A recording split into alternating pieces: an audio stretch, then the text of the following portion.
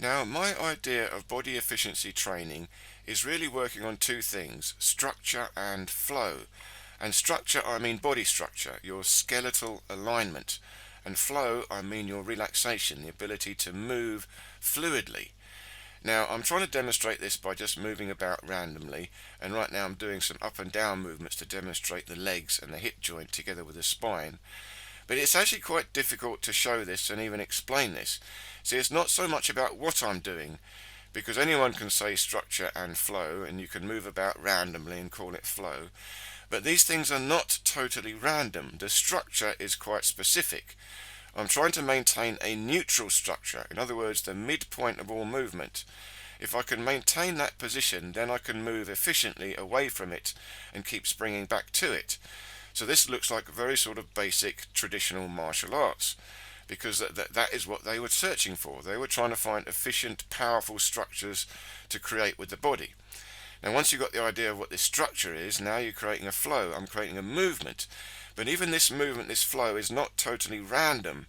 I'm trying to create a wave, a movement from the spine outwards. So you can see I'm starting to move the spine, but I'm also moving the hips and the shoulders, and I haven't fully extended the arms and the legs. I'm creating the movement from the core and gradually letting that movement stretch out away from the core. So there is a particular flow that I'm doing. It's not completely random. The flow is like a wave or a whip. And again, you've got this thing called wave dancing, and you could say that I'm actually doing wave dancing here, or whip dancing. So there is and you can call this martial arts because, of course, this creates a lot of power and a lot of effective movement that can be used in martial arts. But I wouldn't like to say that what I'm doing here is fighting, because real fighters will just say, well, I'm just dancing around. None of this has got power. But I'm not actually showing power. I'm trying to show efficiency. Once you get the hang of efficiency, power will come naturally. Speed and power comes naturally. So this is, in a way, very advanced training for martial arts, but you have to apply it to martial arts training. You have to actually practice combat and work out how to use these principles in combat. You see, here I'm flicking out some strikes. I'm demonstrating here the relaxation and the flow. See, my arm is actually relaxed. From the elbow down, it's virtually dead, relaxed. I'm creating a whip from the spine, throwing it out through the shoulder, out through the elbow, and out to the wrist and the fingertips. And this can create a very effective, very fast, and very efficient strike. And again, it's not particularly powerful, it's just a little flick.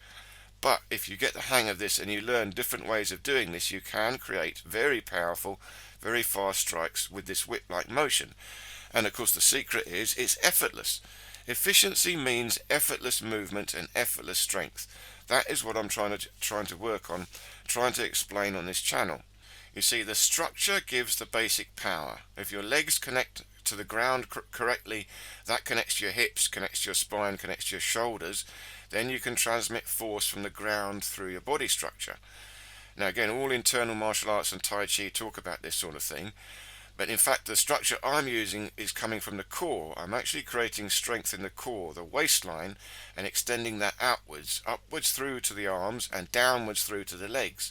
So really I'm independent from gravity, and I call this the neutral stance. You're maintaining your body structure independent from everything else happening to you. You've got to control it from the core.